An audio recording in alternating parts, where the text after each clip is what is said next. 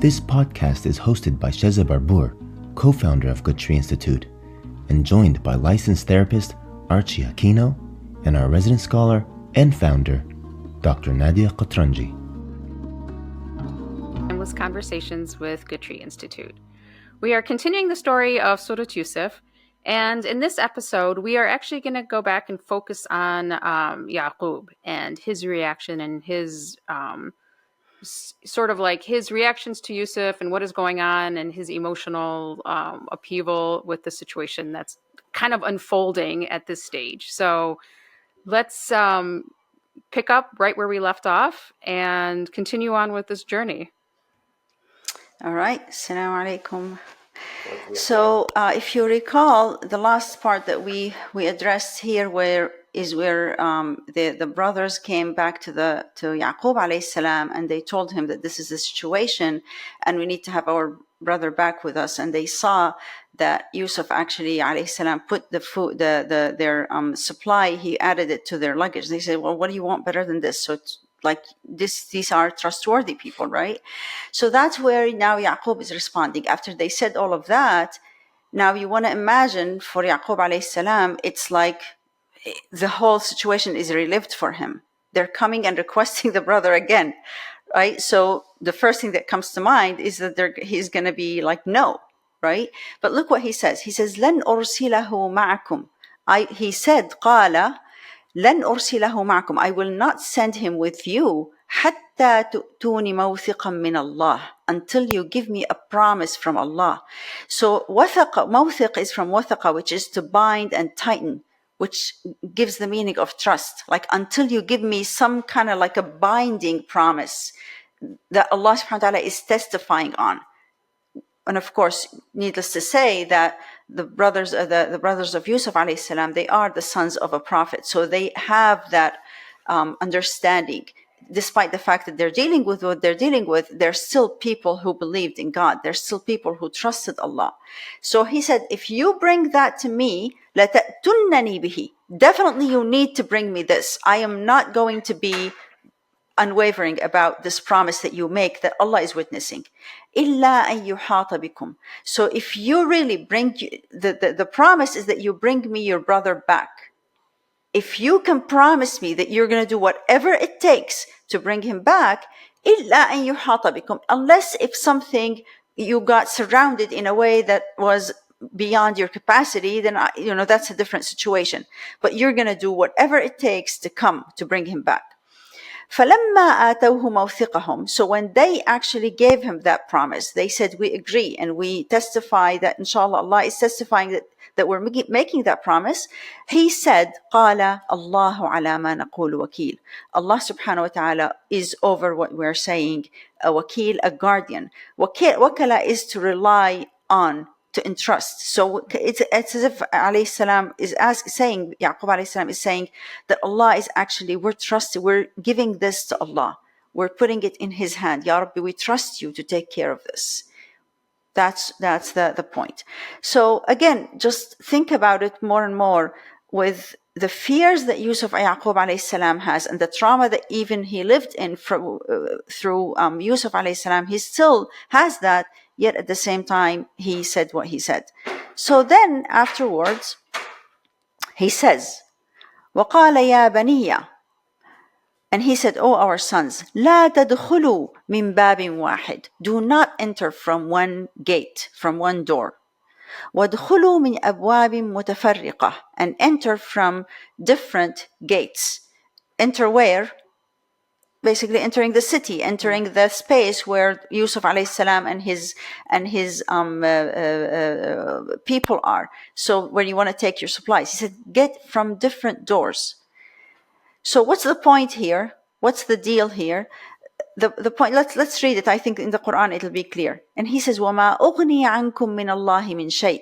And I am not ughni, which is ghaniya, is to be is in no need. So أغني عنكم من الله من شيء. I can't avail you. I can't.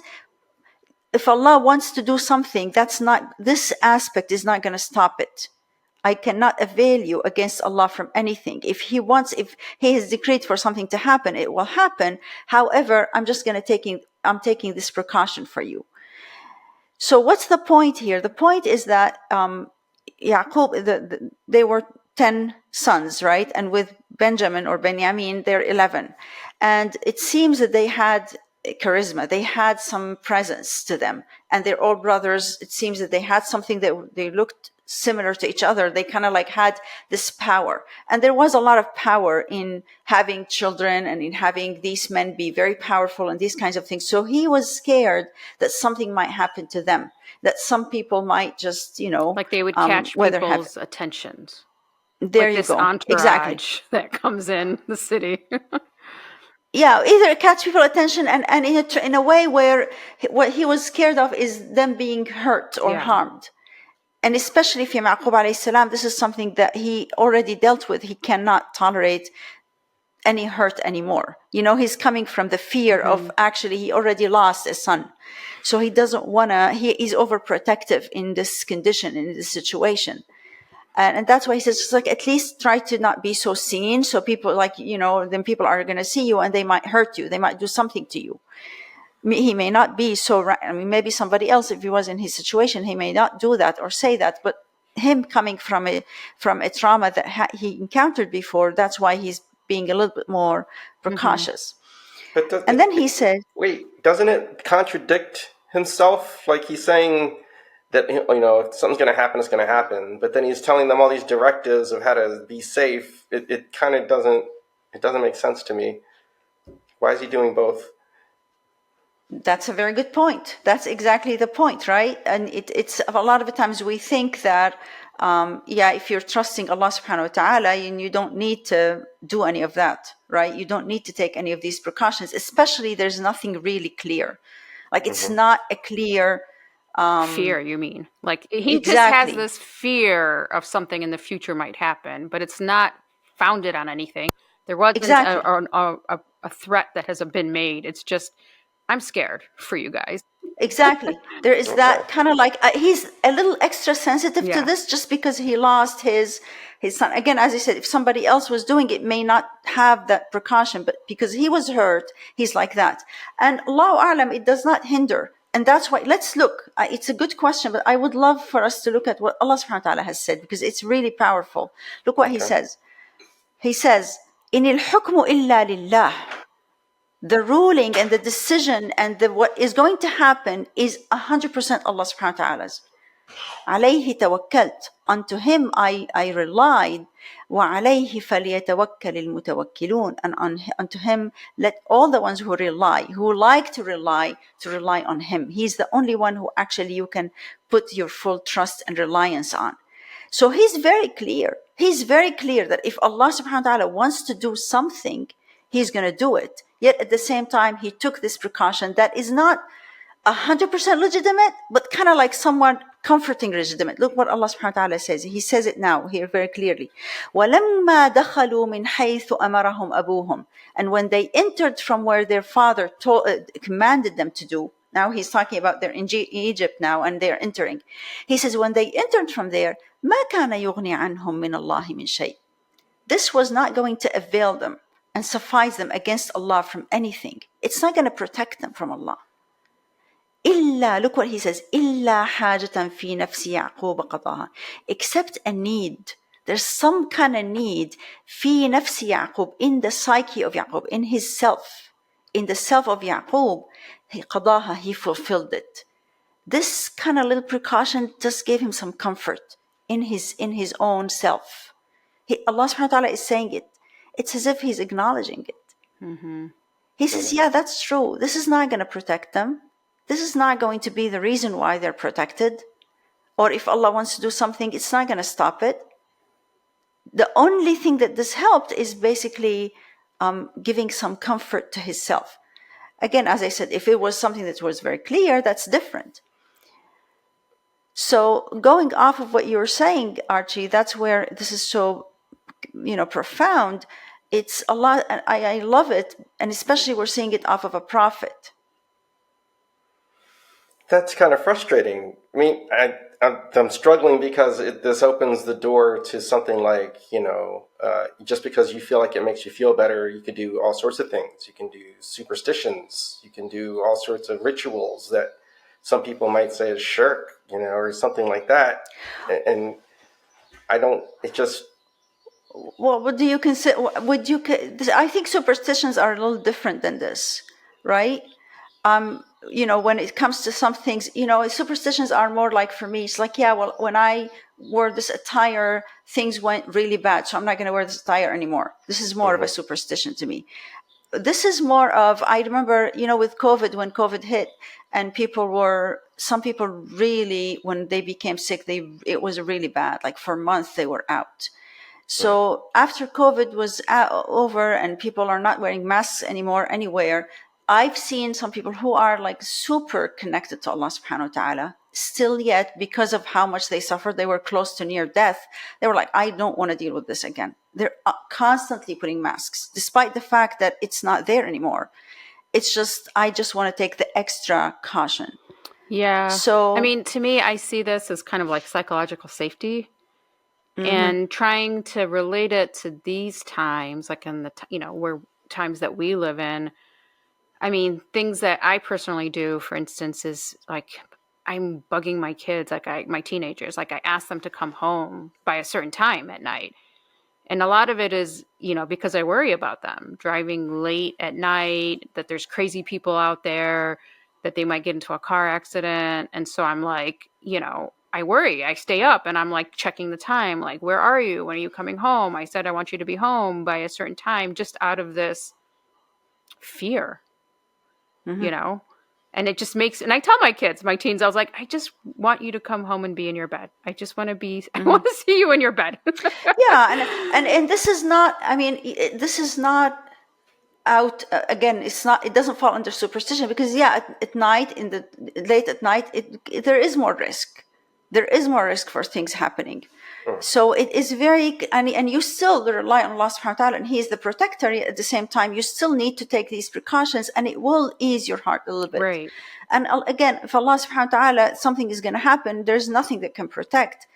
But this is, there is that psychological effect. It's like holding these dualities in your brain of like this fear of this unknown, and yet I know cognitively, logically, I can't control the fear. And if Allah wants something to happen, it's going to happen regardless of, my fears. But or it's what kind I'm of based telling on something practical, doing something practical, and not something based on like magic or anything. Exactly. Oh, absolutely. Okay. And it reminds me of a counseling approach. We call it dialectical behavioral therapy, DBT, which means you can have two opposing thoughts, or thoughts that seem to be opposing, and you can hold them both, and one doesn't take away from the other. It's just that there's some moderation that can happen in between them. Yeah. So it makes a lot of sense. Yeah. And to me, this particular ayah is very soothing and comforting, and especially speaking about a prophet. And this is, again, more reassuring of how prophets are actually role models for human beings. The fact that you are a human being and how you deal with these kinds of things, being at the highest possible level that you can be with your connection with Allah subhanahu wa ta'ala, and showing your humanity and how you can basically have both simultaneously, is a beautiful portrayal of it through Yaqub alayhi salam. And I really just love seeing that. And it just gives us a lot of comfort, subhanAllah. And that's why Allah subhanahu It normalizes, even if you're at the level of a prophet, like you're still human, you're still going to have these faults or imperfections, I guess. Well, I mean, it's your humanness, humanness, right? And again, to reassure that, look what Allah says about Yaqub alayhi salam, and He completes it here. وَإِنَّهُ لَذُو عِلْمٍ لَمَا عَلَّمْنَاهُ. And he's talking about Yaqub. He is a person who has a lot of knowledge because of what we have taught him. وَلَكِنَّ أَكْثَرَ النَّاسِ لَا يَعْلَمُونَ. However, the majority of people don't know. They think that he's just like, scared and that kind of thing. But he really is anchored. He's anchored with Allah subhanahu wa ta'ala. So that's we're going to, inshallah, later on get back. There's more about Yaqub that we can learn from, inshallah. Now let's get to the brothers back into Yusuf. So now the brothers are with Yusuf alayhi salam. Let's see what happens. If you recall, he asked them, bring me your brother. They don't know he's Yusuf. Now they're there. وَلَمَّا دَخَلُوا عَلَى يُوسُف, and when they entered upon Yusuf, he took to himself his brother. آوى إليه أخاه. He basically sheltered him in. And he spoke to him privately. He said, قال إني أنا أخوك. Yusuf said to his brother, I am definitely your brother. فلا تبتئس بما كانوا يعملون. So don't be sad, don't be upset, and don't grieve over what they were doing. Basically what they did to him and all of the trauma that happened before. I'm still here, I'm fine, I'm good, so don't worry. And then he said, now look what he's doing. فَلَمَّا جَهَّزَهُمْ بِجَهَازِهِمْ. So when he furnished them with their supplies, جَعَلَ السِّقَايَةَ فِي رَحْلِ أَخِيهِ. He put the drinking cup. Siqaya is that cup that you basically drink from. Saqa is to give to drink. He put it in the luggage of his brother. ثُمَّ أَذَّنَ مُؤَذِّنٌ. And then a caller called, an announcer announced, and he announced, أَيَّتُهَا الْعِيرُ إِنَّكُمْ لَسَارِقُونَ.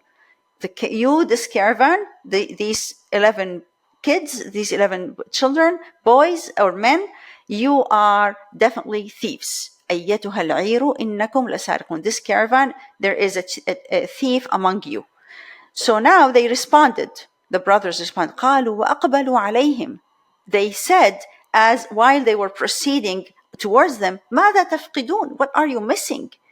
قالوا نفقد صواع الملك. They said, we are missing the cup of a king. وَلِمَنْ جَاءَ بِهِ حِمْلُ بَعِيرٍ. And whoever brings it, he has a load of a camel. Like whoever can figure out who is the thief, we will give him an extra camel, a load of a camel. وَأَنَا بِهِ زَعِيمٌ. And I am actually responsible to make sure that it is going to be fulfilled, that you will get that extra load. قالوا تالله لقد علمتم ما جئنا لنفسد في الأرض وما كنا سارقين. They say, so the brothers respond, they said, you know, by God, you know, we are not people who came to cause corruption. We've talked to each other, you've seen us, you've seen our manners. This is not who we are. We're not thieves. So then what he said to them, قالوا فما جزاؤه إن كنتم كاذبين.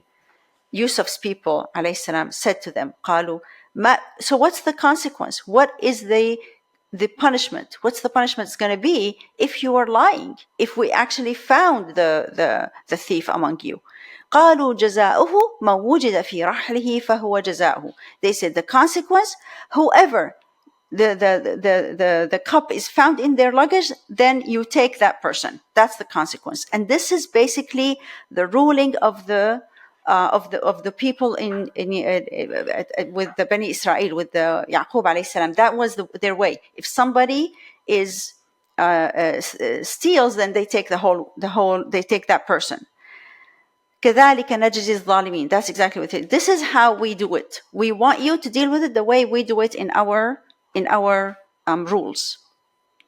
فبدأ بأوعيتهم قبل وعاء أخيه. So he started with their container before his brother's container. ثم استخرجها من وعاء أخيه. Then he took it out of his brother's container or luggage. كذلك, and then Allah is commenting, كذلك كدنا ليوسف. This is how we plotted for Yusuf. ما كان ليأخذ أخاه في دين الملك. He was not going to be able to take his brother according to the law of the king. The law of the king, that's not how they punish. إلا أن يشاء الله, except that Allah willed that he can take him.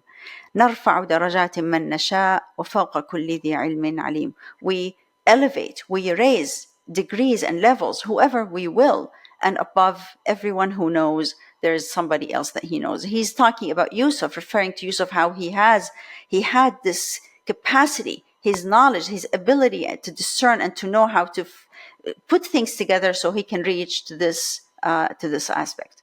So I think let's stop here. Yeah, let's stop here for a second and let's see, let's address what you guys have seen. Yeah, I mean, what do you think so far? Well, it's like set them up as a sting operation. Yeah, I was like, I don't know how to put it, Archie, but you put it right there. It's like this, the plot thickens, and just this, how Yusuf puts together this whole plan in advance of like, okay, this is how we're going to do it. This is how I'm going to do it. But it's... So why do you think he did that? Why do you think he did that? He had 10 years in prison to think of it. That's why he was. He came up with something good to get back at them. Well, I mean, he didn't know that they were going to come. True. He did Well, not. maybe he did. He's a prophet. Maybe. So yeah, so what do you think he's up to? What do you think the intention of this whole thing is? I mean, obviously, what did he do? What's going to happen? He kept the brother, and they're going to go. Yeah, he's making them relive everything and go back to their dad and be like, "Oh shoot, we lost another brother." Right? Yeah. And because he knew that this is what they did in the first time, he had them relive the whole thing. But this time, not by their choice, this time it was actually imposed on them. But why? Why? Maybe he wanted to see what they would do. Yeah, it's an opportunity for them to actually re-look. Maybe because the first time they kind of got away with They it, totally got and away they with it. didn't deal with, and they got away with it, and they saw that it didn't give them what Right. they wanted, because they wanted basically their father to put his attention on them, and that didn't happen. We'll see in the future ayahs. Yeah. So Well, and also, I mean, Yusuf creates this quickly, it seems like, or within a matter of a day or two or something, with this whole plan. And to make them relive everything and have them, hopefully, I see it as like, let's see if they get it this time. And at the same time, keeping his anonymity, right? Like, still keeping, like holding back, and so nobody knows who he is yet, Yeah. and so he's kind of like unfolding this like scenario for them to relive in hopes that they get it this time. Like they can, things click and they're like, Or maybe he wanted to see what if they do something different instead of what happened to him. Yeah, and sure enough, in the beginning, it doesn't seem that they are going to do anything different. We'll see in a minute. But I think the most important thing is to really, because a lot of the times when you're stuck if you remember, we talked about this victim mentality that they had. They are like blaming their father and blaming Yusuf and blaming everybody. So in this cycle, they basically justify their actions because we need to get what we need. Yusuf is becoming the problem. We need to remove the problem. So when they attack this right away, if you notice you're going to see it right away when they attack it, they come from the same way. So he's giving them an opportunity, maybe as you said, like, let's see, now you're put in the same situation. Let's see what you're going to do. How are you going to deal with it? Maybe this time there would be a way for them to see it. Because at the end of the day, the Prophet Yusuf alayhi salam is not only they're not only his brother, he's not only their brother, and they are his brothers, but he also is a prophet. He's a healer. He wants them to get out of it. Yeah. Because otherwise, like if you have people like that in your life who are just constantly blaming and constantly, being a victim, sometimes, if they're your friends, you're just like, I don't want to deal with you anymore. Yeah. But this is family now, so it's not the same. It's not the same. Yeah, it's not the same. And it just brings up a question like, Yusuf, didn't go in and attack and approach them with anger and shame. He's creating the self-discovery for them. But generally speaking, what do we do in our families? How do we approach our family members? Do we come at them with anger and shame, of like trying to shame them into like understanding and recognizing, or and a lot of times most families do. Yeah, and we hope that that's going to make them like click and bring them back into the family and back into the fold, when a lot of times it just alienates them even more. It doesn't. It never works. When you shame people, it just creates more of a distance, and it creates more of a problem. And it actually, because I know it's hard to believe, but really, if you're stuck in a perspective, sometimes until you see that it's a perspective, you're stuck in it. You don't know how to deal with this differently. I remember from myself, I just can't see it differently. I can't see where am I responsible. So when people are stuck like that, it's not so easy. So to add onto it just the aspect of being angry with them all the time over and over is not going to help. Yusuf didn't do it this way. He could have easily just crushed them. Sure. Put him in prison. Yeah, for 10 years. Exactly. So, and to your point, the point that they haven't changed it. Look what they said. Let's look at this ayah, and it kind of like even gives us an access more to the family dynamic, a bit more, as you guys are saying. Look what they said. It's even more still the same way, same mentality. قالوا, they said. So when they figured out that Benjamin is the one, or Benjamin is the one who stole, they said, إن يسرق فقد سرق أخ له من قبل. Oh, if he's stealing, oh, this is in their family. A brother of his, actually stole from before. Who are they alluding to? I don't know. It's Yusuf. They're talking about Yusuf alayhi salam. They're saying, oh, if he steals, well, a brother of his already stole from before. And Yusuf said, فَأَسَرَّهَا يُوسُفُ فِي نَفْسِهِ وَلَمْ يُبْدِهَا لَهُمْ. So Yusuf kept it to himself. He was so like, really? He wanted to talk to them, but he didn't say anything. When did they say Yusuf stole before? I don't remember Yusuf stealing anything. This is actually when he was a child. Yeah, that's true. So what they say in the tafsir books, that this is when Yusuf was a child and his aunt loved him so much, so she took him and she kept him with her. And after a while, he was a little kid, and then Yaqub at one point wanted to get him back, and she was like, no, you can't take him. He said, what do you mean? I mean, I want him. So what she did is she actually kind of like secretly did this, where she put some of her things that she inherited from her father, from Ishaq alayhi salam. She put it in his luggage, and so she said, "Okay, you took some." I know, right? Got the idea from. So and he's like, I got a great plan. I want to do exactly what happened to me when I was a kid. So when Yaqub alayhi salam saw that, again, remember, this is their ruling, that if somebody does that, then you just have to take the person. And she did this whole plot because she wanted to keep him to herself. And then after she passed away, he went back to his father. And of course, everything was figured out. It was figured out that she did that, and it was all like that, right? So it was something that was wrong, that she did that wasn't accurate, that wasn't good. But the again, brothers think that he stole. They really think that he stole. Exactly. They kept it despite the fact, but here's the thing is, despite the fact that it was known that he wasn't the one who did that, because it's known that he's not, they still kind of like story clinged onto this, carried this story, and carried the inaccurate story. You see? The narrative. The narrative, exactly. And that's why he says, قَالَ أَنْتُمْ شَرٌّ مَكَانًا. He said, you are worse in position. وَاللَّهُ أَعْلَمُ بِمَا تَصِفُونَ. Allah knows. He is most aware of what you are, of what you are describing. Yeah. I mean, Yaqub is basically telling these kids, like, you guys are liars. Yep. Wow. Yep. So notice how, and inshallah we'll talk about this in the next episode, but notice how their behavior is still the same. Yeah. They still went right away into blame.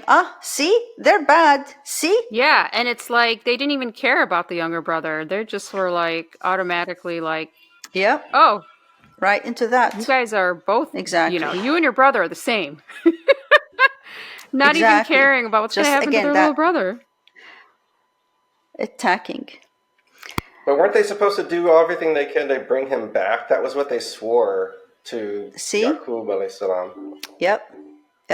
Wow. So inshallah we will address that. There's more to come from the ayah in the surah about this particular aspect. It's really one of the toughest things that we're dealing with in the society these days, just because it's really being celebrated, being the victim, and it's being celebrated, having to blame. So, and I do know that almost every family has people like that in our families, and we are dealing with things like that where people just deflect and try to throw the accountability and responsibility on everybody around them, but they can't take any responsibility themselves. And as we said, if it's your coworker, you change your job. If it's your friend, you stop talking to them. But if it's your family, they are your responsibility. Right. And if you don't, I mean, if you do start cutting family members out, like this is how families become fractured and disintegrated, and they start to, you lose the family.